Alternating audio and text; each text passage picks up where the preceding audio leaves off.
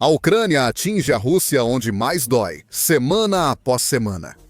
Não se trata de causar milhares de baixas no campo de batalha, embora isso esteja ocorrendo. Não queremos afirmar que a Ucrânia está destruindo muitos blindados e defesas aéreas, apesar de isso ocorrer também. Estamos falando sobre o verdadeiro golpe de mestre da Ucrânia, ataques implacáveis contra as refinarias de petróleo da Rússia. Os ataques compensaram, reduzindo tanto a capacidade de refino da Rússia que Vladimir Putin está ficando desesperado. O presidente russo não tem escolha. Putin foi rastejando até Belarus em busca de ajuda, já que a Ucrânia tirou tudo da Rússia. Quando dizemos tudo, é tudo mesmo. Em 1º de outubro, o Kiev Post destacou que ataques ucranianos já eliminaram 38% da capacidade de refino de petróleo da Rússia. Ou seja, 1/3 do refino russo foi perdido. Até a Rússia reparar os danos causados pela Ucrânia, o que não é fácil. A Ucrânia ataca refinarias russas desde 2024, mas sem impacto tão grande. Agora, mudou sua estratégia. Ela não atinge apenas uma refinaria isoladamente e depois a deixa até que a Rússia a conserte. A Ucrânia ataca uma refinaria, depois ataca de novo e de novo, não dando à Rússia nenhuma chance de colocar a instalação para funcionar novamente. Os reparos são lentos e, quando acabam, algo novo na refinaria já quebrou e precisa de conserto. Os componentes para esses reparos estão em falta por causa das sanções ocidentais. E é graças a essa combinação de sanções e à estratégia da Ucrânia que a Rússia agora se encontra tendo perdido 38% de sua capacidade de refino e muito provavelmente perderá ainda mais à medida que a guerra se arrasta. O Kiev Post fornece os números cortesia da agência de inteligência de mercado Ciala. Ataques ucranianos tiraram do ar 338 mil toneladas diárias de refino de petróleo russo. Isso fez a produção coletiva de gasolina da Rússia cair cerca de 1 milhão de toneladas, causando caos no mercado interno. Segundo o Kiev Post, a Rússia enfrenta déficit de 20% na oferta de gasolina para o mercado interno. Isso dificulta os esforços de Putin para controlar seu povo.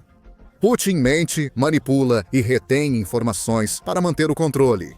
Ele diz que a Rússia parece estar melhor do que está contra a Ucrânia e que seu maior inimigo está prestes a se render. É bem mais difícil afirmar isso, quando seus cidadãos estão enfrentando filas por horas só para ter a chance de conseguir gasolina que antes era abundante. A crise da gasolina na Rússia se aprofunda a cada dia. David Hamblin detalha a crise para a Forbes em 29 de setembro. Ele afirma que uma escassez iniciada em regiões periféricas e menos importantes da Rússia, segundo Putin, se agravou. A escassez de gasolina já é sentida em todo o país.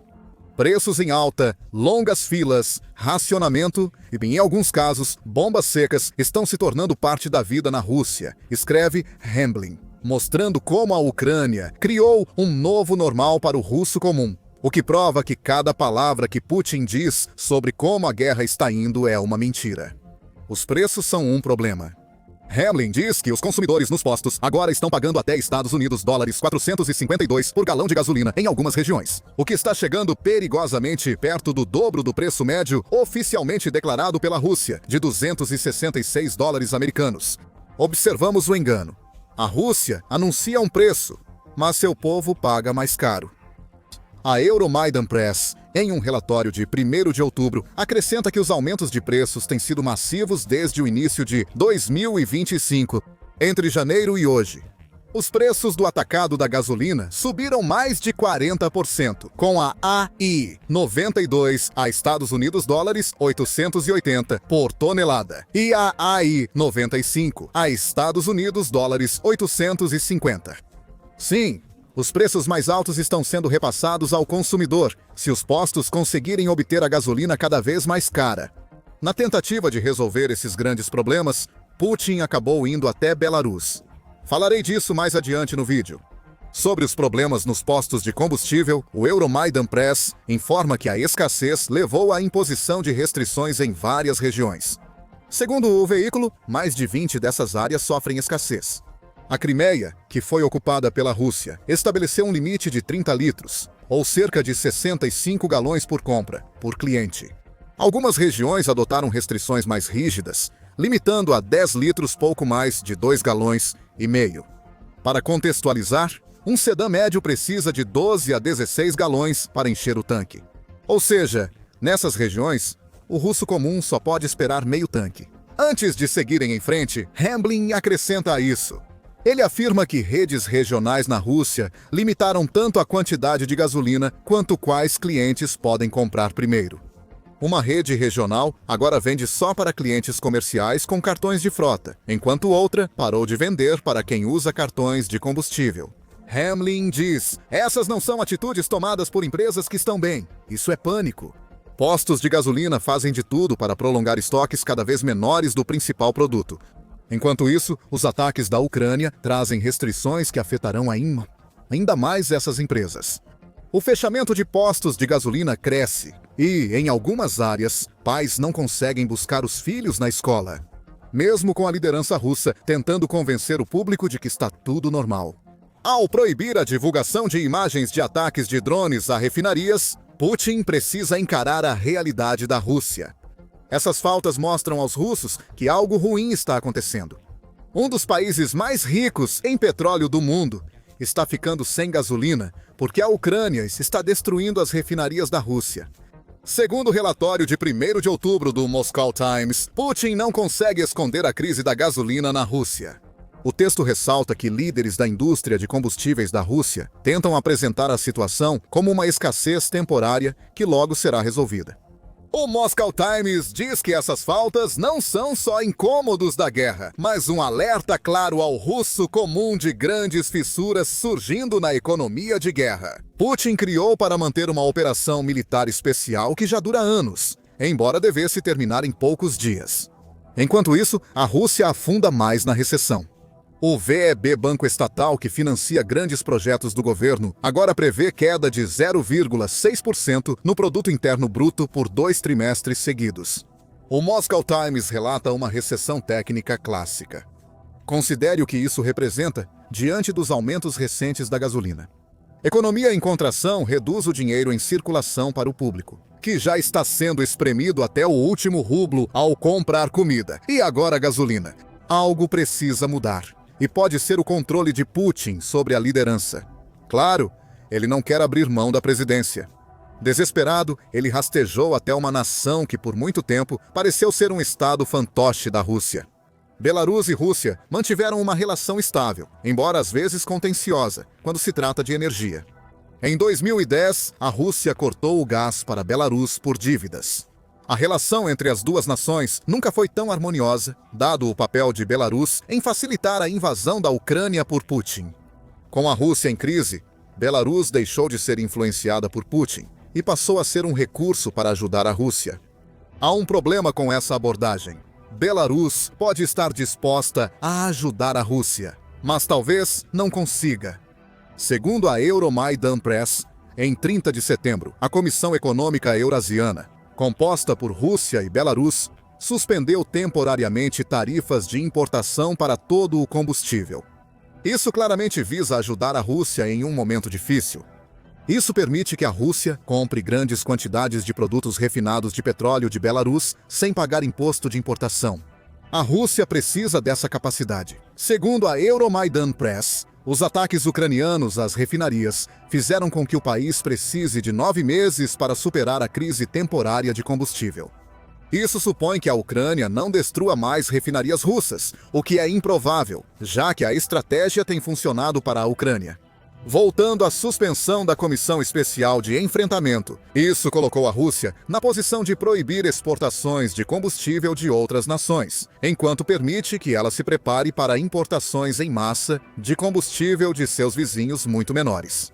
O acordo era totalmente unilateral e Putin recorreu à Bielorrússia, que no início não estava muito receptiva.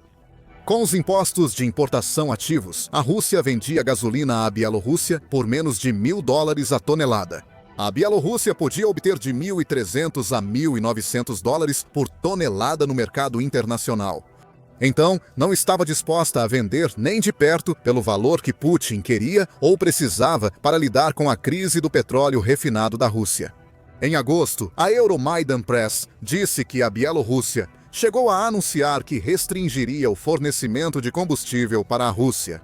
Mas isso não parece ter acontecido. Entre julho e setembro, a Bielorrússia vendeu 36% mais produtos petrolíferos à Rússia pela Bolsa de São Petersburgo que no mesmo período de 2024. Isso representa 97 mil toneladas de produtos petrolíferos, principalmente gasolina e diesel, para a Rússia. Em setembro, a Bielorrússia aumentou muito as vendas para a Rússia. Em setembro, a Bielorrússia aumentou em 168% as vendas de gasolina e em 83% as de diesel para a Rússia em relação a agosto. Todos os sinais indicam que a Bielorrússia concorda em vender gasolina e diesel para ajudar a Rússia. O pedido de Putin e a suspensão das tarifas de importação devem ter funcionado. Dissemos antes que a Bielorrússia pode querer vender mais derivados de petróleo à Rússia, mas talvez não consiga. O motivo é que a Bielorrússia depende fortemente de suas próprias refinarias para garantir o atendimento da demanda interna de gasolina. A Euromaidan Press explica por que existe esse problema. As refinarias bielorrussas produzem 3 a 4 milhões de toneladas de gasolina ao ano, consumindo 2 milhões internamente, enquanto a Rússia consome 3 milhões em um mês. Você provavelmente percebe o problema. Em qualquer lugar.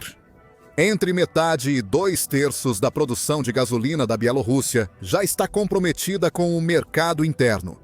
Isso deixa entre 1 e 2 milhões de toneladas de gasolina sobrando para o ano inteiro. Esses números são aceitáveis para uma nação pequena quando ela não está sob pressão para produzir mais. A Bielorrússia supre sua demanda de gasolina e ainda vende o excedente para fortalecer a economia. No entanto, esse excedente anual net não é suficiente nem para cobrir um único mês do consumo de gasolina da Rússia. No momento em que a Rússia consome mais gasolina por causa da guerra, Putin implora por migalhas. Belarus aceita liberar pequenas quantidades, mas isso não supre a grande demanda de gasolina da Rússia. Belarus tem outra ideia de como pode ajudar a Rússia. Em 26 de setembro, a Reuters informou que Belarus sugeriu poder fornecer energia nuclear às regiões ocupadas da Ucrânia. O presidente bielorrusso Alexander Lukashenko apresentou a ideia a Putin, quando os dois se encontraram para conversas no Kremlin no início de setembro. Se decidirem, iniciaremos imediatamente a construção de uma nova unidade ou estação de energia, se houver demanda de eletricidade na Rússia Ocidental e regiões libertadas, disse Lukashenko após a reunião. Isso é útil até certo ponto. Putin pode usar toda a ajuda possível quando se trata de fornecer qualquer tipo de energia para as regiões ocupadas da Ucrânia. No entanto, essa oferta não ajuda muito a Rússia com sua crise de gasolina. Putin não pode dizer que a energia nuclear da Bielorrússia substituirá a da gasolina. A Rússia produz a maior parte de sua energia com gás e carvão. O restante vem de fontes renováveis. A gasolina nem entra nessa equação, ou seja, Lukashenko está oferecendo a Putin um monte de laranjas, quando o que ele realmente precisa são mais maçãs. Mais uma vez, voltamos ao ponto que mencionamos anteriormente. A Bielorrússia pode até estar disposta, mas não tem capacidade. Não importa o quanto Putin implore. A Bielorrússia só pode oferecer algo que equivale a um curativo para o ferimento aberto, que é a crise de gasolina da Rússia neste momento. E a Bielorrússia não oferecerá muito mais que isso. Lukashenko é inteligente o suficiente para saber que não pode prejudicar seu próprio povo para atender às necessidades de Putin, queira ele ou não. Mesmo que o presidente da Bielorrússia decidisse vender toda a gasolina do país para a Rússia, isso ainda seria suficiente apenas para cobrir cerca de um mês do consumo da Rússia. Putin tem que saber disso, o que só mostra o nível do seu desespero. Mesmo pouca gasolina da Belarus já ajuda, pois a Rússia sofre escassez crescente após ataques da Ucrânia. E isso nos leva ao que o futuro pode reservar para a Rússia. Não parece nada bom. A situação do petróleo refinado da Rússia não deve melhorar, pois os ataques ucranianos estão cada vez mais frequentes e intensos. Em 28 de agosto, a Ucrânia bateu recorde ao desativar refinarias russas, segundo a Reuters. Ataques de drones da Ucrânia paralisaram 31 milhões de toneladas nas refinarias russas no mês, somando 64 milhões de toneladas ociosas. Considerando a manutenção programada, isso superou as estimativas anteriores em 65%. E Putin provavelmente esperava que não pudesse piorar a partir daí. mas pôde e piorou. O Kiev Post diz que as interrupções em setembro foram tão altas que superaram o recorde de agosto. Em números diários, o refino parado em setembro superou as 206 mil toneladas por dia de agosto. Os piores meses da Rússia, além disso, também não chegam nem perto. Em maio de 2020, 296 mil toneladas diárias de refino russo ficaram inativas. Maio de 2020 também foi um pico, apesar das 164 mil toneladas diárias. Recordes estão sendo quebrados, mas não os que Putin gostaria. Tudo isso mostra que a Ucrânia achou uma estratégia vencedora e a mantém. Não há absolutamente nenhum motivo para acreditar que a Ucrânia vai, de repente, parar seus ataques às refinarias agora que a Rússia está lidando com uma crise de gasolina. Ela afetou mais de 24 grandes refinarias russas desde agosto. O Kiev Post afirma que cerca de 70% das paralisações dessas refinarias foram causadas por drones ucranianos. A Rússia parece incapaz de reagir a esse tipo de ataque, e esse é o grande problema de Putin. A Rússia perdeu 1.224 sistemas de defesa aérea desde o início da invasão de Putin, segundo o Ministério das Finanças da Ucrânia. A dimensão dessas perdas sobrecarrega as defesas internas da Rússia. Se Putin não mover defesa aérea da Rússia para a Ucrânia, esta pode causar mais danos às forças invasoras dele. Mas ao mover essas defesas aéreas, Putin cria brechas que a Ucrânia pode explorar com seus drones de longo alcance. Explorar é exatamente o que ela vai fazer. A Ucrânia já produz milhões de drones por ano. Segundo o Conselho Atlântico, com financiamento ocidental, a Ucrânia poderia dobrar seu total anual de 5 milhões, tendo drones suficientes para sobrecarregar as defesas aéreas russas. E não é que aconteceu? Em 1º de outubro, a presidente da Comissão Europeia, Ursula von der Leyen, anunciou novo acordo com a Ucrânia. Esse acordo fará com que a União Europeia destine 2 bilhões de euros, ou cerca de 235 bilhões de dólares, para a Ucrânia produzir drones. A Europa sabe que a Ucrânia está adotando uma estratégia vencedora. E com esse financiamento, o país poderá construir ainda mais drones de longo alcance. Esses drones forçaram Putin a ir até Belarus com o chapéu russo na mão. Essa é a grande realidade para o líder da Rússia. A crise que ele enfrenta não é o fim da estratégia da Ucrânia, mas seu início. Com o aumento na produção de drones, ataques ucranianos às refinarias devem se tornar mais frequentes e intensos. Em alguns meses, os 38% da capacidade de refino da Rússia fora de operação podem chegar a 50%, talvez até mais. O paliativo bielorrusso já não é suficiente para resolver o problema. E isso acabará não tendo efeito algum se a Ucrânia simplesmente continuar fazendo o que está fazendo. Enquanto a Rússia enfrenta sua crise de combustível, os ataques profundos da Ucrânia também impactam a economia do país. O Estado-Maior das Forças Armadas da Ucrânia afirma que ataques ucranianos à Rússia já custaram mais de 74 bilhões de dólares a Putin. Desde janeiro de 2025, isso representa cerca de 4% do produto interno bruto anual da Rússia. Pode parecer pouco em percentual, mas é uma grande perda para um país já em crise econômica. Não, os ataques de drones da Ucrânia não vão parar.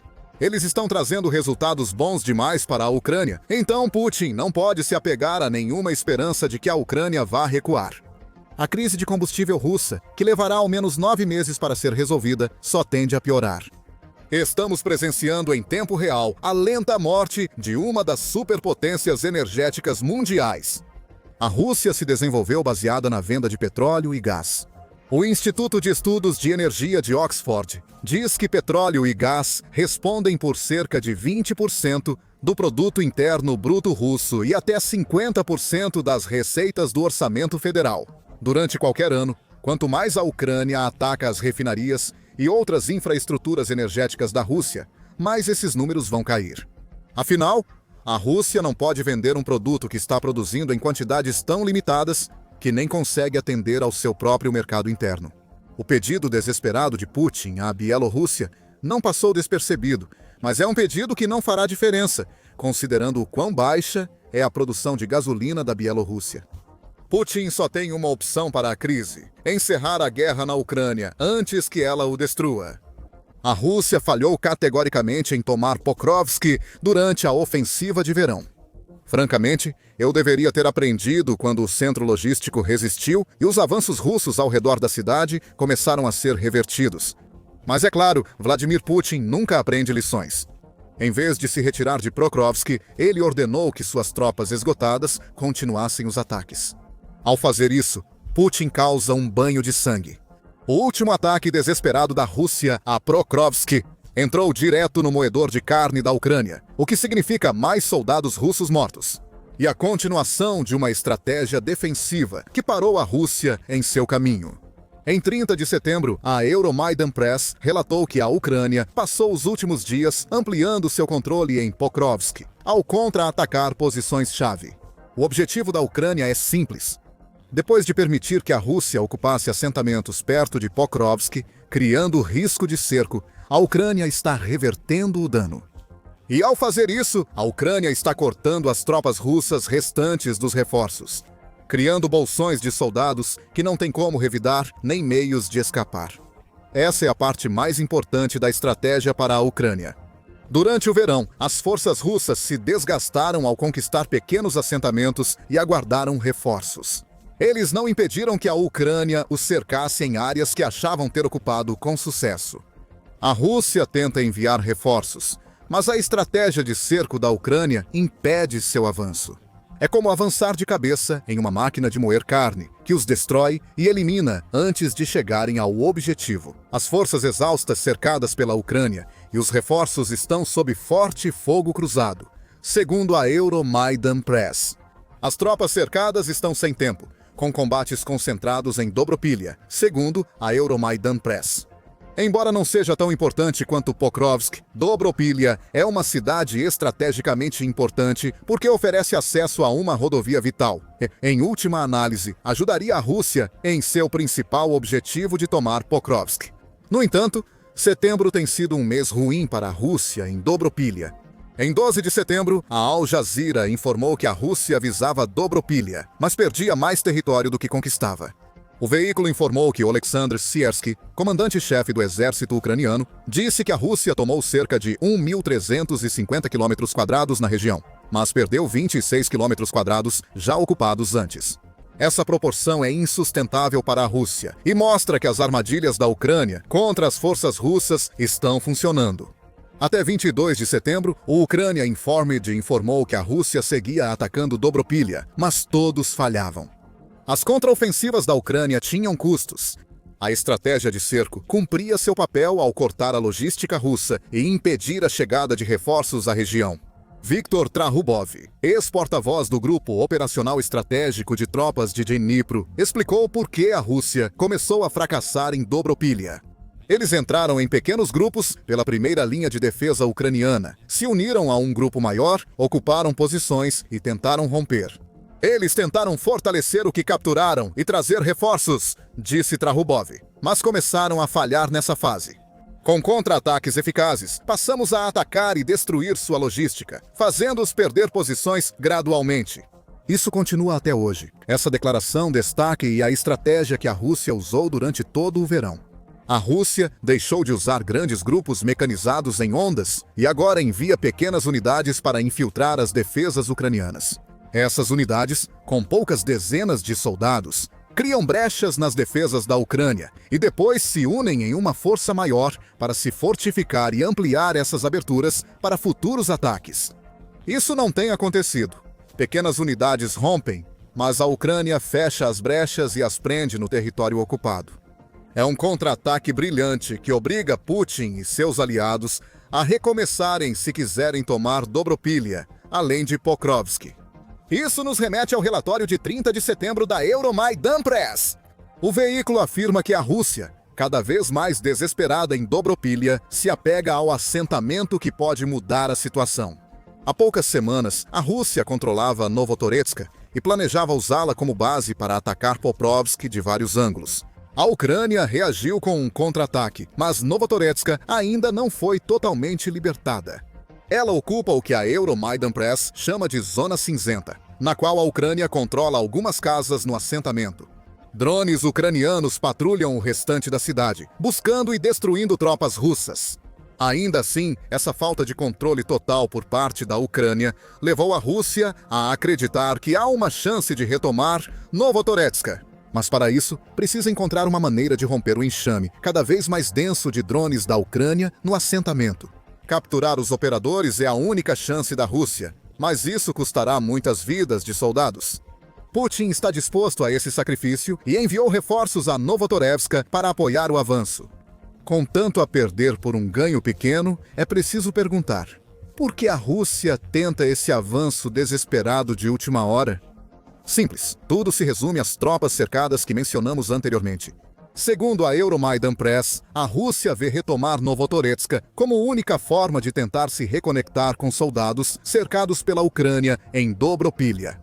Esses soldados estão sendo atacados sempre que têm coragem de levantar a cabeça, levando-os a fazer pouco mais do que se abrigar enquanto esperam pela chegada de reforços.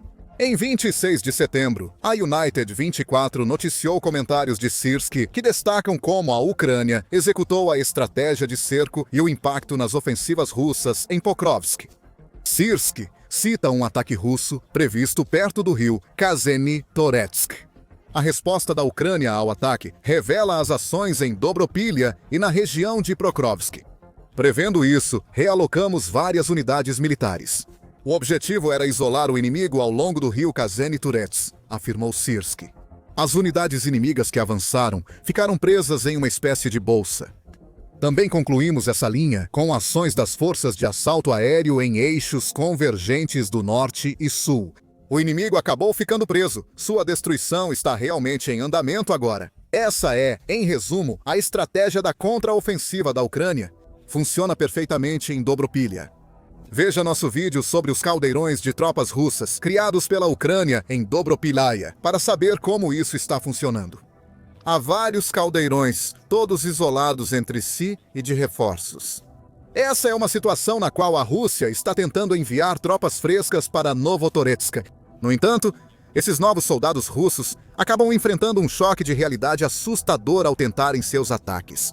A Ucrânia bloqueia com habilidade todas as rotas para bolsões de soldados russos cercados.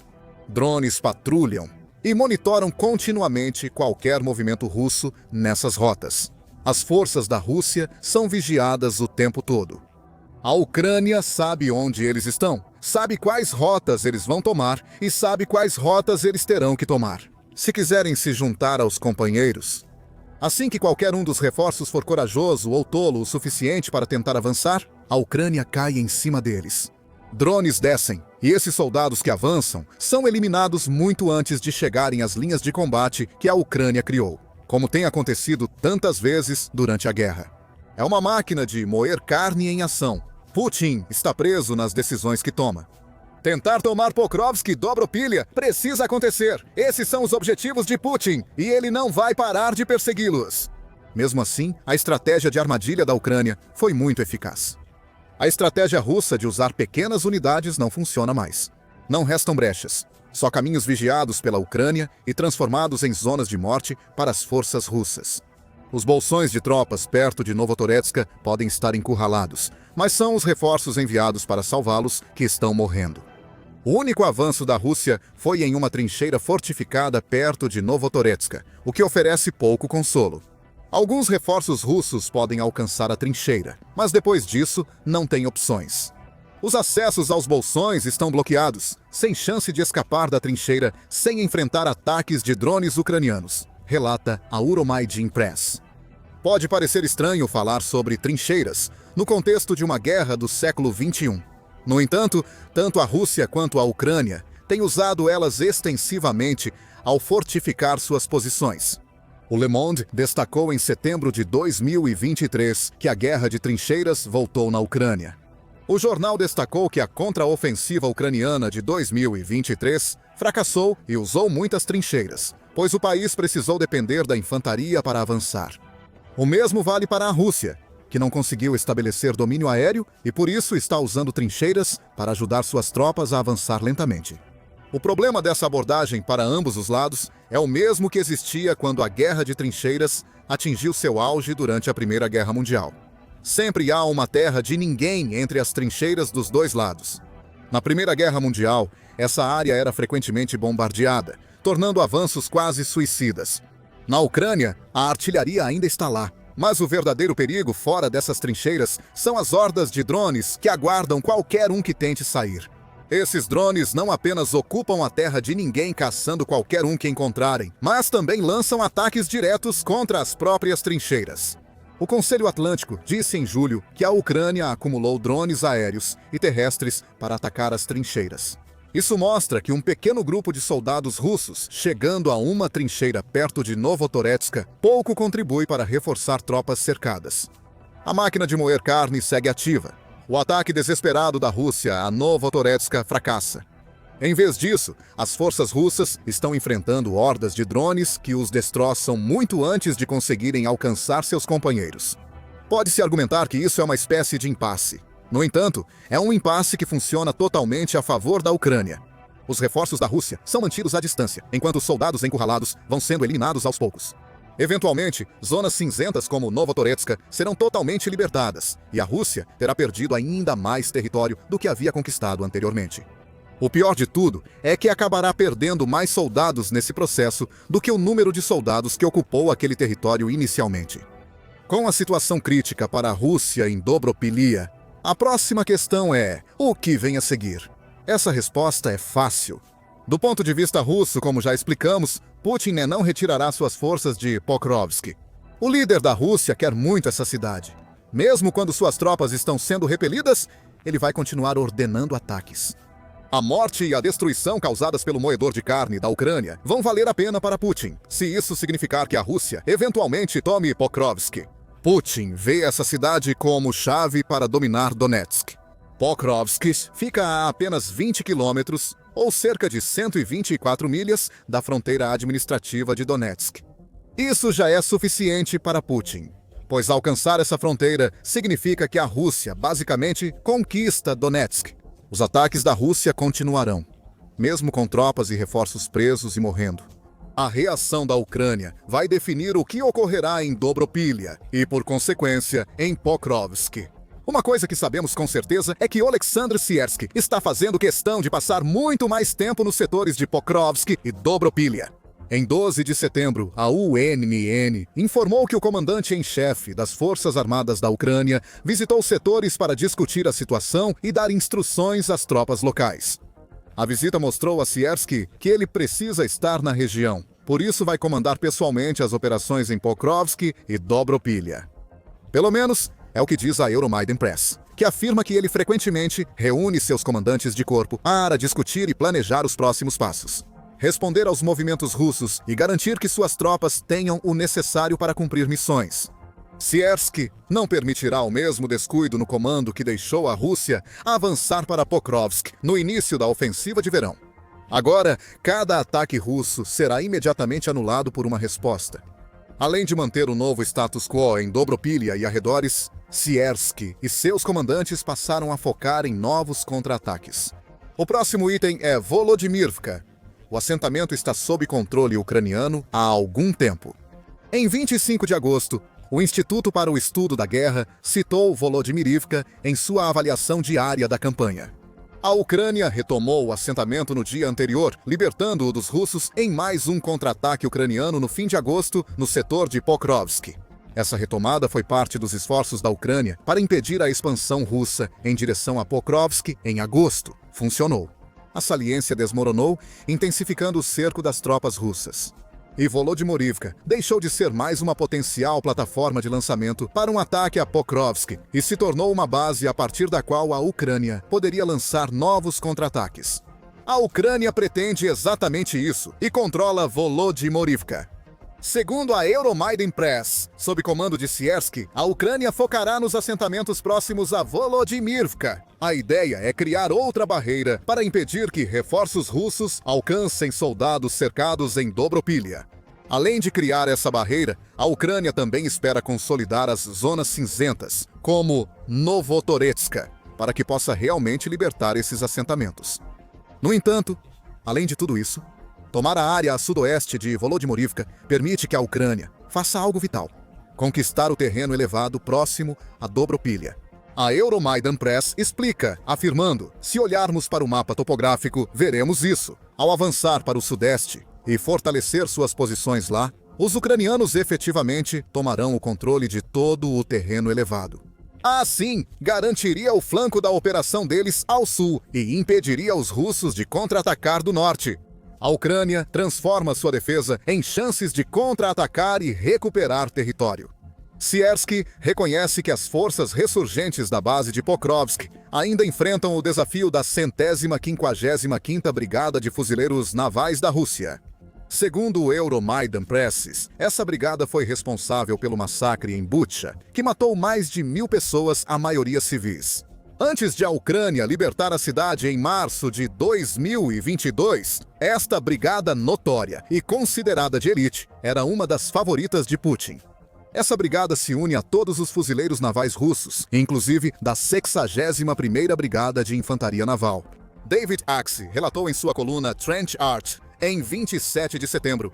Há 5 unidades de fuzileiros navais atuando em Pokrovsk e Dobropilha. Segundo Axe, a Ucrânia precisa criar uma estratégia para enfrentá-los. Essa estratégia já começou. Putin tenta enviar reforços, incluindo fuzileiros navais, aos soldados cercados. Alguns desses soldados de elite já estão sendo eliminados. No entanto, Putin provavelmente vai querer usar a 155ª Brigada de Fuzileiros Navais para conquistar o máximo de território possível, e a Ucrânia não pode permitir que isso aconteça. Com Syrskyi atuando em Pakrovsk e Dobropilha, e o Corpo Azov apoiando o contra-ataque em Pokrovsk em agosto, é provável que esses fuzileiros navais sejam neutralizados. A Ucrânia será favorecida porque a 155ª Brigada de Fuzileiros Navais está muito enfraquecida em relação à que atuou em Bucha. A Nova Voz da Ucrânia informou em outubro de 2024 que a brigada perdeu 2.400 soldados desde o outono. De 2022, cerca de 80% de suas forças. Putin deve ter reforçado a brigada com soldados novos, porém eles são menos experientes e talvez menos capazes que os carniceiros originais de Bucha. A 155ª Brigada de Fuzileiros Navais continua perigosa e segue sendo considerada de elite na Rússia. No entanto, sua composição é diferente. Isso pode tornar o trabalho da Ucrânia para enfrentá-la um pouco mais fácil. Então, ambos os lados têm suas estratégias em ação. A estratégia da Ucrânia parece ser a melhor das duas. Isso indica que mais baixas devem ocorrer entre as forças russas. Os operadores de drones da Ucrânia estão trabalhando dia e noite para garantir que os reforços que Putin está enviando para Pokrovsk sejam abatidos, relata a Euromaidan Press. Se a Ucrânia conquistar o terreno alto próximo a Volodymyrka, os reforços russos enfrentarão mais problemas. Qualquer um que conseguir passar pela camada de drones da Ucrânia terá então que enfrentar a possibilidade de ser emboscado do alto pela artilharia e pelos soldados ucranianos. É provável que a estratégia da Ucrânia aumente as baixas russas em 2025, ano em que a Rússia já perdeu muitas tropas na guerra. Moedor de carne.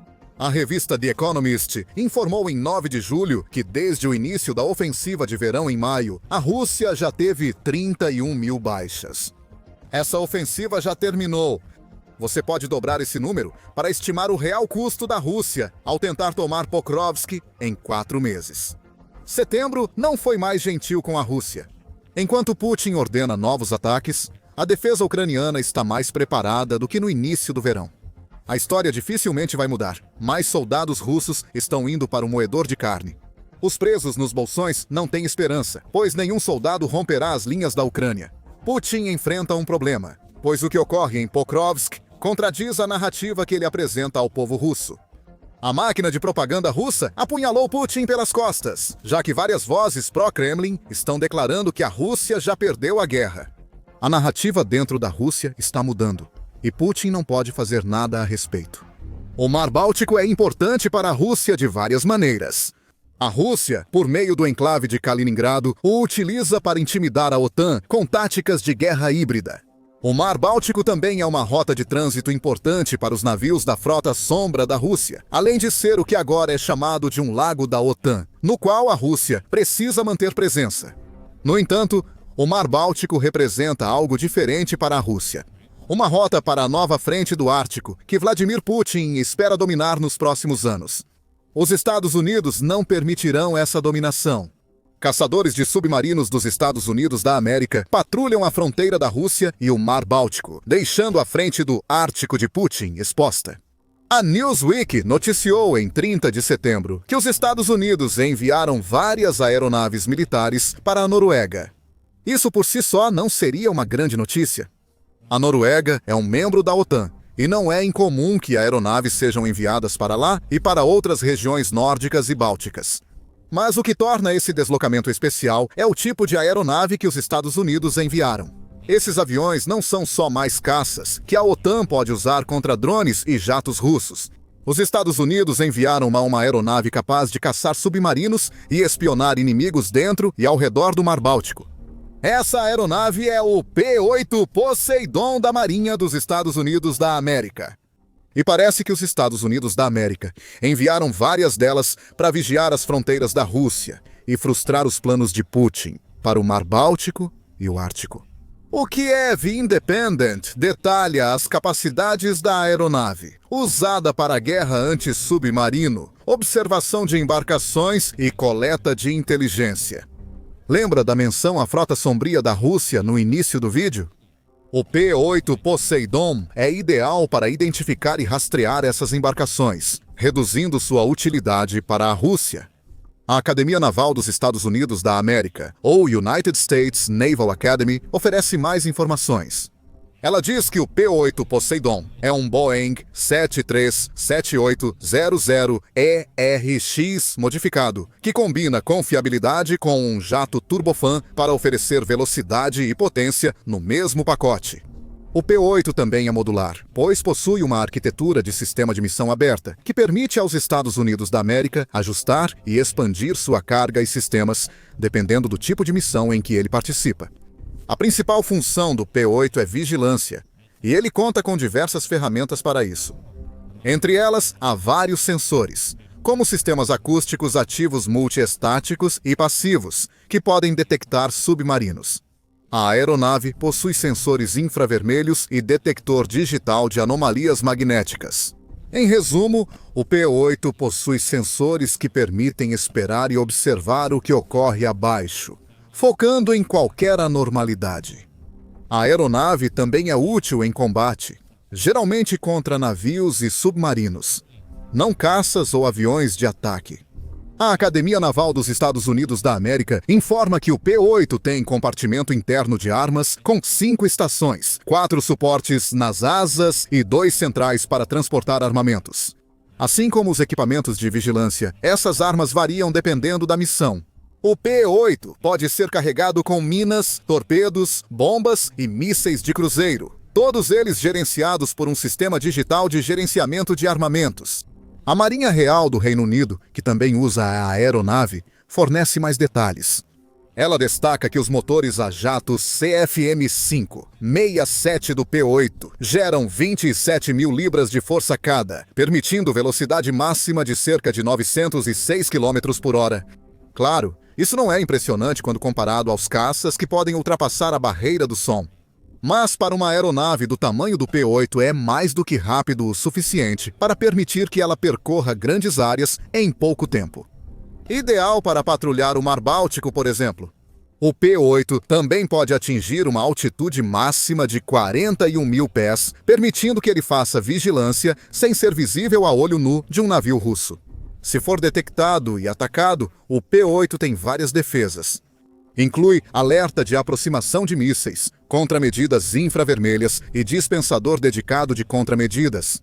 A aeronave também pode carregar 129 sonoboias lançáveis no mar ou oceano para ajudar na detecção de submarinos. O P-8 é uma aeronave impressionante, com capacidades que a tornam um pesadelo para navios russos. E agora os Estados Unidos da América estão enviando várias para a Noruega, para que possam operar no Mar Báltico e perto do Ártico, bem na fronteira com a Rússia. Quantos? Essa é a pergunta. A conta Inteligência de Fontes Abertas, Technical no X, pode ter a resposta, pois rastreou voos que confirmam que os P-8 dos Estados Unidos da América chegaram ao terminal militar do aeroporto Gardermoen, na Noruega. Segundo o X, 2 ou 3 P-8 pousaram na base em 23 de setembro. E ainda pior para a Rússia. Essas aeronaves já operam em áreas onde o país não quer aviões de vigilância.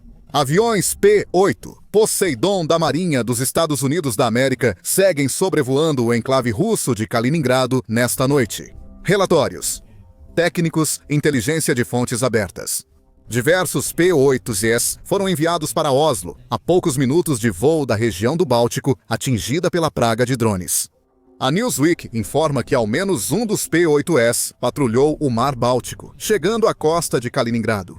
Não se sabe se esse voo violou o espaço aéreo russo, como drones e caças russos fizeram com a OTAN nas últimas semanas. Mas mesmo que o P-8 tenha se mantido longe o suficiente de Kaliningrado para garantir que a Rússia não possa reclamar de uma incursão, a simples presença desse avião no Mar Báltico só pode significar coisas ruins para Putin. Isso mostra à Rússia que a OTAN está de olho. E agora que a OTAN está observando, vai esperar que a Rússia cometa um erro. Com qualquer coisa, desde um navio da Frota Sombra até submarinos que patrulham o Báltico sem serem vistos. Ainda pior para a Rússia, essas aeronaves serem dos Estados Unidos da América mostra a Putin que sua influência sobre o presidente Donald Trump acabou. Na verdade, já faz um tempo que não existe. A chegada dos P-8s ao Báltico é uma das várias ações recentes dos Estados Unidos da América para reforçar a defesa da OTAN contra a Rússia na região. Por exemplo, no dia 1º de agosto, Trump ficou tão frustrado com Putin e seus comparsas que anunciou o envio de 2 submarinos nucleares para as águas do Báltico. Essa medida foi uma resposta às declarações do porta-voz de Putin, Dmitry Medvedev, que criticou a ameaça de Trump de impor tarifas a qualquer país que comprasse petróleo da Rússia. Cada novo ultimato é uma ameaça e um passo em direção à guerra, não entre a Rússia e a Ucrânia, mas com o próprio país dele. Não siga pelo caminho do Joe Sonolento, publicou Medvedev no X em 28 de julho. Se foi a ameaça ou a piada do Joe Sonolento que motivou Trump a agir, o presidente dos Estados Unidos da América respondeu rapidamente. Trump usou sua plataforma Truth Social, dias depois, para afirmar que submarinos nucleares responderiam às palavras de Medvedev.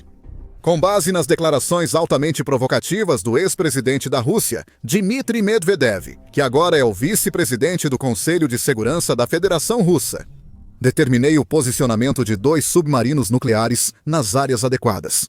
Apenas por precaução, caso essas declarações tolas e inflamadas sejam mais do que isso, Trump declarou. Isso pode parecer um jogo de retaliação entre Estados Unidos da América e Rússia, mas não muda o resultado. As áreas citadas por Trump provavelmente são o Báltico ou o Ártico, ideais para a OTAN. A defesa coletiva da OTAN se fortaleceu com o envio desses submarinos. Isso, até onde se sabe, pode ainda estar rondando sob as ondas do Mar Báltico. Um mês depois, os Estados Unidos enviaram porta-aviões ao Ártico para um exercício militar conjunto com as forças norueguesas. Nessa missão, o grupo de porta-aviões dos Estados Unidos da América entrou no Mar de Barents, parte do Oceano Ártico, próximo à Noruega e à Rússia, como destaca a Newsweek. A missão envolveu os destroyers United States Ship Mahan e United States Ship Bainbridge, ambos da classe Arleigh Burke, e já designados ao porta-aviões United States Ship Gerald R. Ford. A missão foi temporária e os navios deixaram o Mar de Barents após o treinamento. Mesmo assim, eles mostraram que os Estados Unidos da América estão mais dispostos a cooperar com aliados da OTAN e não temem projetar poder contra Putin. Com a chegada dos P-8 à Noruega, a mensagem ficou definitiva. Os Estados Unidos da América não permitirão que a Rússia haja livremente em um mar frequentemente chamado de Lago da OTAN. E agora a OTAN vai poder observar tudo o que a Rússia faz no Mar Báltico e, por extensão, no Ártico, tanto acima quanto abaixo das ondas. Caçadores de submarinos estão na fronteira da Rússia e ativos. Isso representa muito para Putin e suas ambições no Báltico e Ártico, começando pelo óbvio. 2 ou 3 P-8Es na Noruega fortalecem muito o policiamento aéreo da OTAN no Mar Báltico. Separadamente desse último destacamento, os Estados Unidos já participam dessa missão há bastante tempo. Em julho, a Newsweek informou que outro P-8 foi enviado à base aérea de Keflavik, na Islândia, para participar da missão OTAN Sentinela do Báltico. É muito provável que esse último destacamento do P8 vá realizar algo semelhante, no sentido de ajudar as forças da OTAN a combater as tentativas da Rússia de desestabilizar a região do Báltico com suas táticas de guerra híbrida. Esse é exatamente o objetivo da patrulha aérea da OTAN, que a organização descreve como uma missão em tempo de paz, que visa preservar a segurança dos céus aliados. É uma tarefa coletiva que exige presença contínua, 24 horas por dia, o ano todo, de aeronaves de combate e equipes prontas para reagir a possíveis violações do espaço aéreo.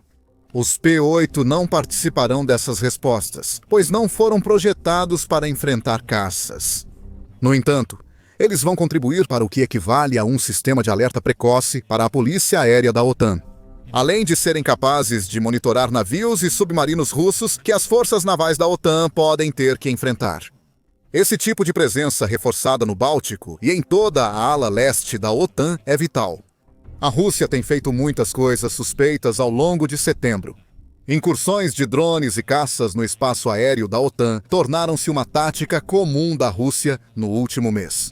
A Euronews relata que pelo menos 10 países europeus sofreram esse tipo de incursão nos últimos meses, com muitas ocorrendo durante setembro. O 19 drones russos à Polônia chamou atenção, mas a Rússia realizou ações semelhantes contra a Romênia, Alemanha, Dinamarca e França nas últimas semanas. Os P8S não foram feitos para combater drones. Eles nem sequer foram projetados para detectá-los, embora provavelmente possam servir para esse propósito, se necessário. Essas duas afirmações podem fazer alguém se perguntar o que as incursões de drones da Rússia têm a ver com a chegada dos P8Es à Noruega. Tudo se resume à frota fantasma da Rússia. Recentemente, a Ucrânia revelou que essa frota, que a maioria pensava que a Rússia usava apenas para contornar as sanções ocidentais ao petróleo, assumiu um propósito muito mais nefasto. Esses navios estão sendo usados para lançar os próprios drones que agora estão entrando no espaço aéreo europeu. Saiba mais sobre as alegações da Ucrânia em nosso vídeo detalhado que aborda essa questão importante. Quanto aos P8S, eles podem não fazer muito contra drones, mas conseguem localizar os navios da Frota Sombra. Isso já os torna valiosos contra a estratégia de drones da Rússia, como podem provar os P8s. Não só que os navios da Frota Sombra estão navegando pelo Báltico, mas também que a Rússia está usando esses navios para seus ataques com drones. Depois, há os submarinos. Rastrear submarinos russos no Báltico pode ser o principal motivo do envio de P8S dos Estados Unidos da América à Noruega. No entanto, há dúvidas sobre quantos submarinos essas aeronaves realmente buscarão. Em determinado momento, a frota do Báltico da Rússia tinha um número enorme de submarinos. No auge da Guerra Fria, a União Soviética tinha cerca de 130 submarinos na frota do Báltico. Esses dias já passaram há muito, diz a Fundação Carnegie. Agora, a Rússia opera apenas um único submarino de ataque a diesel elétrico como parte de sua frota do Báltico. O que levanta a questão de por que até 3 P8Es foram para a Noruega. Para começar, talvez seja mais preciso dizer que a Rússia opera um submarino conhecido no Mar Báltico. Pode haver outros. Combater a Frota Sombra é outro motivo pelo qual esses aviões foram enviados para a Noruega, pois isso fortalece a postura defensiva da OTAN, como acabamos de mencionar. Outro motivo dos P8 na Noruega é que a OTAN também observa as ações da Rússia além do Mar Báltico.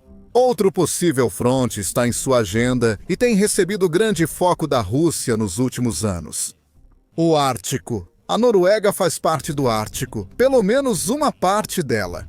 O Círculo Polar Ártico atravessa o condado de Nordland, no norte da Noruega.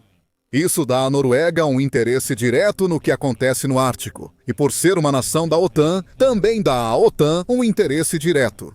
O Mar Báltico liga-se ao Ártico pelo canal Mar Branco-Báltico. Esse canal, construído pela Rússia, opera desde 1933. Isso basicamente significa que a Rússia criou sua própria ligação entre duas regiões em que tem interesses. É tentador enxergar o que ocorre no Báltico como algo restrito à Europa Oriental e do Norte. Na prática, tudo que os P8 americanos acharem no Báltico pode aparecer no Ártico e o contrário também. É também no Ártico que as capacidades de caça a submarinos do P-8 vão ser muito úteis. Segundo a rede de análise estratégica, a Frota do Norte russa é a principal força naval no Ártico. Os submarinos representam grande parte da frota, superando em número os navios de superfície. Há cerca de 25 submarinos para 20 navios de superfície na Frota do Norte russa. E isso cria um problema óbvio para a OTAN. Claro, a OTAN quer saber o que esses submarinos estão fazendo nas águas do Ártico. No entanto, a existência do canal mencionado anteriormente significa que também é possível que a Rússia esteja enviando submarinos do Ártico para o Mar Báltico sem ser detectada. Se isso ocorrer, a OTAN quer saber. O novo P-8 na Noruega garante isso. Voltando especificamente ao Ártico, a Rússia não fez segredo do seu desejo de explorar essa região. A mudança climática e o derretimento do Ártico estão abrindo novas rotas de navegação, além de possivelmente fornecer acesso a recursos naturais que a Rússia adoraria controlar. O Conselho Atlântico explicou em um artigo de abril que controlar a rota do Mar do Norte do Ártico é tão fundamental para os planos do Kremlin que Putin priorizou militarizar a região. Moscou considera a rota do Mar do Norte parte da infraestrutura nacional de transporte e busca controlar o acesso de embarcações estrangeiras, segundo o Conselho, mostrando que o objetivo da Rússia é dominar o transporte marítimo no Ártico. Como a rota do Mar do Norte é vasta, a Rússia não pode afirmar que toda a rota é de suas águas territoriais. Por isso está se militarizando, tentando usar seus submarinos para intimidar qualquer outra nação que possa desafiar as ambições russas no Ártico. Os Estados Unidos da América, com interesses no Ártico, ao lado do Canadá e Noruega, podem usar seus P-8S para desafiar Putin, como ele não esperava. Se nada mais, a OTAN vai ter uma ideia melhor do que os submarinos russos realmente fazem na região do Ártico. Isso, com a missão no Báltico, pode bastar. Porém, algo citado no início do vídeo ainda é relevante. Inteligência de fontes abertas técnico rastreou a primeira missão do P-8 nos arredores do enclave russo de Kaliningrado, entre Polônia e Estados Bálticos. Kaliningrado é mais uma ameaça russa que a OTAN busca vigiar de perto. Kaliningrado tem importância estratégica pela localização. Ela dá à Rússia mais acesso ao Mar Báltico, ligado aos benefícios já citados da presença de um P-8 na região. Além disso, esse pequeno território, que segundo o Instituto Naval dos Estados Unidos da América, tem apenas 15 mil quilômetros quadrados, acredita-se que abriga vários mísseis táticos Iskander da Rússia. Esses mísseis têm um alcance de 500 quilômetros e são capazes de transportar ogivas nucleares. Portanto, qualquer vigilância que forneça informações sobre o que está ou não acontecendo com esses mísseis será útil para a OTAN. Os P-8S, que estão agora na Noruega, podem ser capazes de fornecer esse tipo de inteligência, pelo menos. Os aviões dos Estados Unidos da América serão capazes de rastrear embarcações que entram e saem de Kaliningrado, o que, por sua vez, pode fornecer informações sobre o que exatamente a Rússia está enviando para seu enclave. Os Estados Unidos têm preocupações com Kaliningrado, o Ártico e o Mar Báltico. Essas preocupações surgiram como ameaça velada. Em julho, o comandante do Exército dos Estados Unidos da América na Europa e África, General Chris Donoghue, informou à Rússia que acredita que a OTAN poderia tomar Kaliningrado em tempo recorde. O enclave russo é uma das regiões mais militarizadas da Europa, segundo o Kiev Independent. Também é a origem de várias táticas de guerra eletrônica, muitas envolvendo falsificação e bloqueio de sistema de posicionamento global. Essas táticas afetam navios e aeronaves no Báltico desde o início da invasão de Putin à Ucrânia. Os P-8Cs, que vigiam Kaliningrado, são basicamente uma extensão de sua principal missão no Mar Báltico. O enclave é claramente uma prioridade. Se não fosse, o primeiro destacamento do P-8 na Noruega não teria terminado tão perto das fronteiras de Kaliningrado. No fim, os USP-8 apenas reforçaram a presença da OTAN em regiões importantes. E só o tempo mostrará o que essas aeronaves farão. Os Estados Unidos acabaram de fazer uma jogada de poder importante, mudando para sempre a cara da guerra entre Rússia e Ucrânia. Foi decidido compartilhar informações de inteligência com a Ucrânia sobre alvos de longo alcance dentro da Rússia, ajudando efetivamente as forças de Kiev a destruir ainda mais a infraestrutura do Kremlin. É uma medida ousada e decisiva, que vai desencadear, inevitavelmente, uma reação em cadeia de longo alcance. E pode ser, no fim das contas, a medida que vai esmagar a Rússia de uma vez por todas. Aqui está uma análise completa do que aconteceu e do que isso significa daqui para frente. Em 1º de outubro, diversos veículos como Reuters e Wall Street Journal confirmaram isso. O governo dos Estados Unidos da América autorizou agências de inteligência e o Pentágono a ajudar a Ucrânia a identificar e atacar infraestrutura energética russa. Autoridades internas revelaram que Kiev receberá informações de inteligência dos Estados Unidos da América sobre refinarias de petróleo, oleodutos e usinas de energia da Rússia, muito além das fronteiras com a Ucrânia. Em outras palavras, os Estados Unidos estão prestes a tornar dramaticamente mais fácil para a Ucrânia lançar seus drones e mísseis nos principais componentes que alimentam a indústria de energia da Rússia e sustentam sua economia. A enormidade dessa decisão não pode ser exagerada. Quem acompanha de perto a guerra já sabe que a Ucrânia tem atacado frequentemente a infraestrutura energética russa nas últimas semanas e meses. Diversos relatos mostraram que ataques de drones de longo alcance da Ucrânia danificaram refinarias, oleodutos, depósitos e instalações de combustível na Rússia. A Rússia demorou a sentir os efeitos, exigindo paciência da Ucrânia, selecionando e escolhendo seus alvos com cuidado e executando seus planos com perfeição, atacando nos momentos e locais certos para causar máximo dano. Tudo isso enquanto enfrenta ataques constantes na linha de frente e bombardeios noturnos inimigos. O impacto dos ataques de Kiev agora é sentido de forma significativa. Dados de 28 de setembro indicam que cerca de 38% da capacidade de refino de petróleo da Rússia foi desativada por ataques de drones ucranianos. Isso equivale a cerca de 338 mil toneladas de petróleo por dia, com a produção de gasolina caindo em 1 milhão de toneladas no total. Cerca de 70%, ou 236 mil toneladas diárias, são resultado direto dos ataques de drones ucranianos, segundo a agência Ciala. O mercado interno de combustíveis da Rússia já não supre a demanda. Está cerca de 20% abaixo do necessário para o país, e o povo russo sente isso. Em um número crescente de regiões do país, estão sendo relatadas faltas, e os preços estão disparando. Algumas pessoas recorrem ao mercado negro para obter o combustível necessário para sobreviver.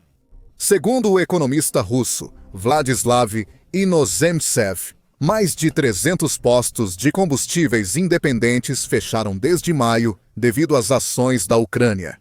Outros estão sendo obrigados a tomar medidas drásticas para continuar abertos, como limitar os consumidores a pequenas quantidades de combustível por compra, proibir as pessoas de encher galões, ou até mesmo restringir o acesso apenas a clientes fiéis, portadores de cartão.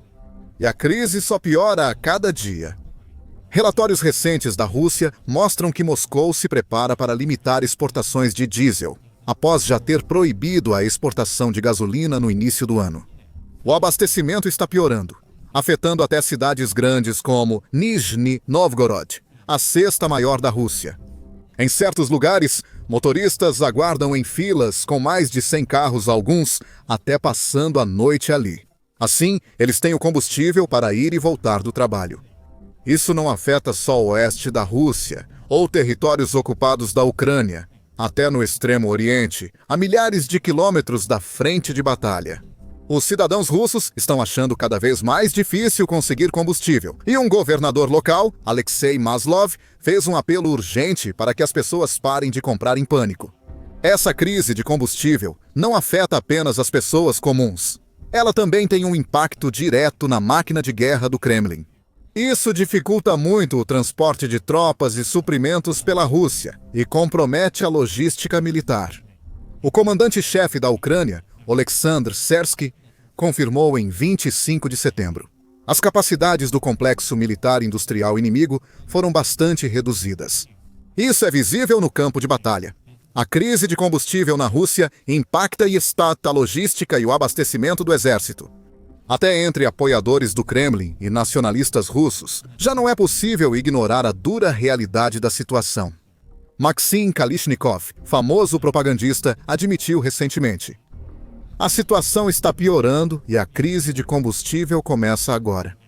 Crescem as vozes que defendem a mudança para o consumo russo com cupons, principalmente cartões de combustível.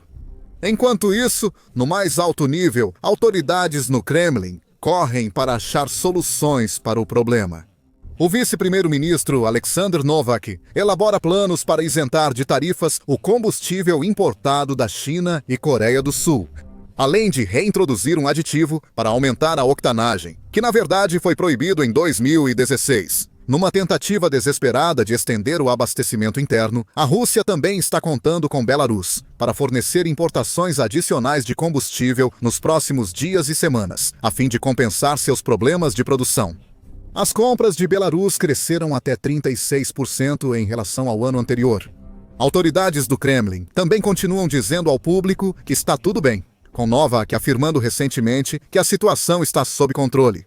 Mas os fatos e estatísticas mostram um quadro bem diferente. O povo russo não é cego. Eles podem lidar com a propaganda do Kremlin na televisão e o número cada vez menor de sites permitidos. Mas eles também percebem que os preços dos combustíveis e de outros itens essenciais sobem diariamente. E que a economia do seu país está ficando cada vez mais fraca. E não há previsão de melhora tão cedo.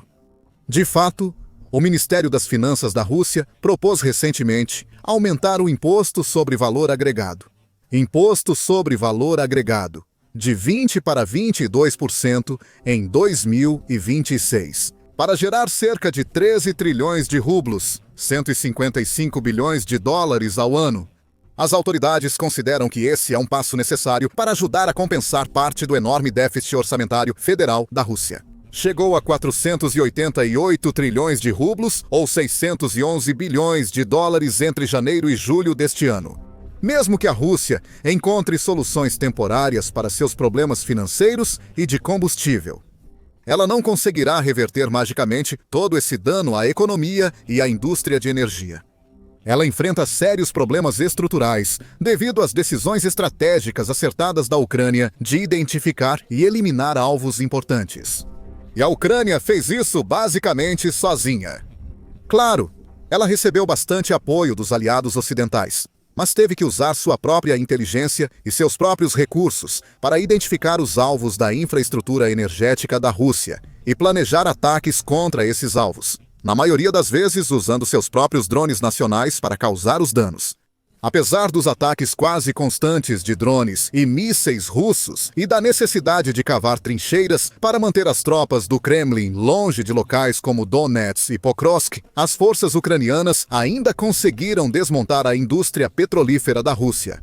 De acordo com o Kiev Post, houve pelo menos 21 ataques a refinarias de petróleo russas entre 1º de agosto e 19 de setembro. Algumas dessas instalações foram atingidas 2 ou 3 vezes nesse curto período.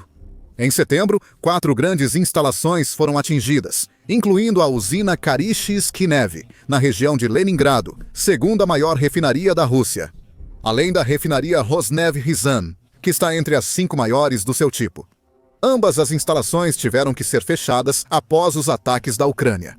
O presidente ucraniano, Volodymyr Zelensky, destacou a importância de manter ataques à indústria petrolífera russa e afirmou: as sanções mais eficazes. Os incêndios em refinarias, terminais e depósitos de petróleo na Rússia são os que atuam mais rápido. Restringimos fortemente a indústria petrolífera russa, limitando também a guerra.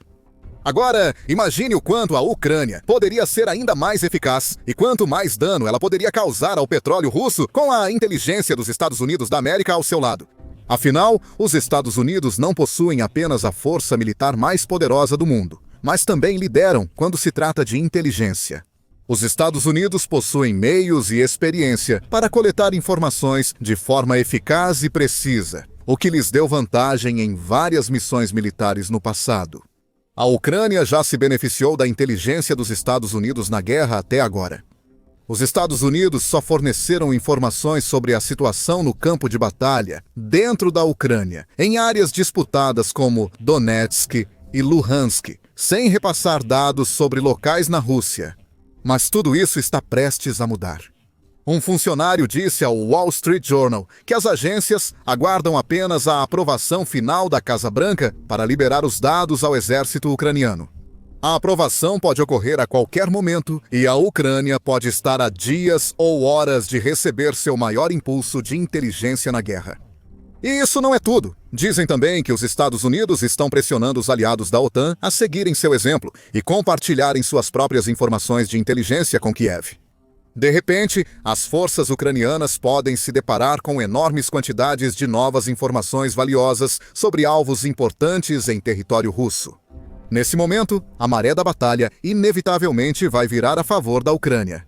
Com informações frescas, as forças ucranianas devem ficar ainda mais eficientes e letais ao escolher alvos, planejar ataques e executar estratégias. Eles poderiam eliminar muitos outros alvos ligados a petróleo e combustível, prejudicando ainda mais a indústria de energia e agravando a escassez. E, literalmente, colocando fogo na Rússia, deixando o Kremlin em um estado de caos e catástrofe, sem respostas e sem saída. A Rússia, por sua vez, que já demonstrou grande fragilidade e teve dificuldades para repelir os drones da Ucrânia até agora, inevitavelmente teria ainda mais dificuldade para prever os movimentos de Kiev e tomar as medidas necessárias para proteger sua infraestrutura energética, caso tivesse que contra-atacar não apenas a inteligência ucraniana, mas também a inteligência dos Estados Unidos da América e da OTAN. Essa ação também deve causar medo no coração de Vladimir Putin. É o maior sinal até agora de que os Estados Unidos da América, sob Trump, mudaram drasticamente sua postura na guerra.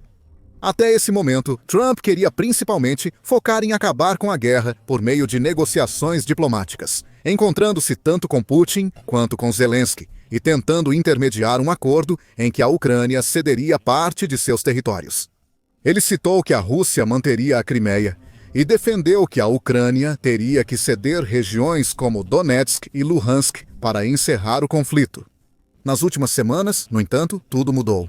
Dizem que Trump ficou cada vez mais irritado e frustrado com Putin, e agora está se distanciando do líder russo, preferindo, em vez disso, prometer seu apoio à Ucrânia. No início de setembro, o governo aprovou um grande pacote de armas e ajuda para Kyiv, que seria financiado pelas nações da OTAN. Em 23 de setembro, Trump surpreendeu em sua rede Truth Social, dizendo que a Ucrânia poderia recuperar todas as terras perdidas para a Rússia na guerra. Até agora.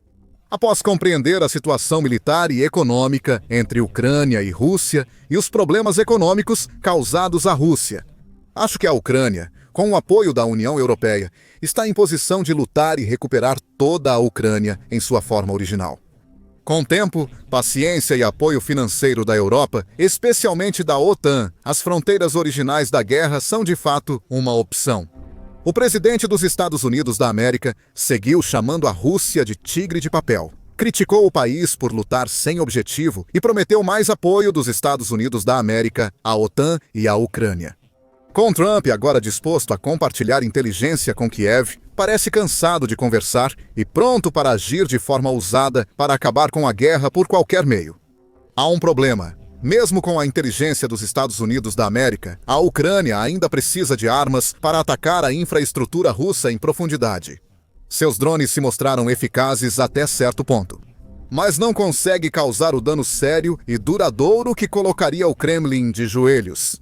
Ainda enfrenta restrições e limitações no uso de armas fornecidas por aliados ocidentais. Os Estados Unidos exigem que a Ucrânia peça aprovação sempre que quiser lançar um míssil Atacam contra um alvo russo. Novas entregas de Atacams estão bloqueadas há tempos. A Ucrânia não tem o míssil necessário para atingir alvos a centenas de quilômetros além de suas fronteiras, mesmo após receber os Atacams de aliados. E os Storm Shadows também têm alcance limitado. No entanto, isso também pode estar prestes a mudar. Porque os Estados Unidos não estão apenas se preparando para compartilhar informações de inteligência com a Ucrânia, mas também estão considerando fornecer a Kiev alguns dos mísseis de cruzeiro mais poderosos conhecidos pelo homem, Tomahawks. Famosos por seu alcance impressionante, os mísseis Tomahawk podem percorrer distâncias de até 1.600 quilômetros para atingir seus alvos. A Ucrânia desenvolve mísseis como o Flamingo e Long Neptune, mas ainda não tem infraestrutura para produzi-los em larga escala. Atualmente, não pode planejar muitos ataques em profundidade na Rússia. Se recebesse muitos Tomahawks, poderia agir imediatamente, identificando alvos energéticos a centenas de quilômetros dentro da Rússia, inclusive na região de Moscou, e eliminando-os com precisão e grande poder de fogo. Porque os Tomahawks não têm apenas um alcance impressionante, eles também são incrivelmente ágeis. Alcançam até 900 km e fazem manobras evasivas no ar para evitar interceptadores inimigos. Voando em baixa altitude para evitar radares e defesas inimigas. Eles são extremamente eficazes em atingir seus alvos, e cada um tem a capacidade de transportar ogivas altamente explosivas com peso de até 450 quilos. Quando esses mísseis atingem o alvo, conseguem reduzir estruturas inteiras a poeira e escombros. Aeroportos, depósitos de munição, refinarias e instalações de combustível não resistem a um ataque direto de míssil Tomahawk. Há anos de provas disso, pois os Tomahawks são usados pelos Estados Unidos da América em conflitos desde o início dos anos 1990. Eles eliminaram vários alvos no Iraque, Irã, Afeganistão e Síria. Em breve, o mesmo pode ocorrer na Rússia, segundo o vice-presidente dos Estados Unidos da América, J.D. Vance, em entrevista à Fox News em 28 de setembro. Isso é algo que o presidente vai decidir. A decisão final será dele. O presidente fará o que for melhor para os Estados Unidos, acrescentou Vance. Eu sei que estamos tendo conversas neste exato momento sobre essa questão.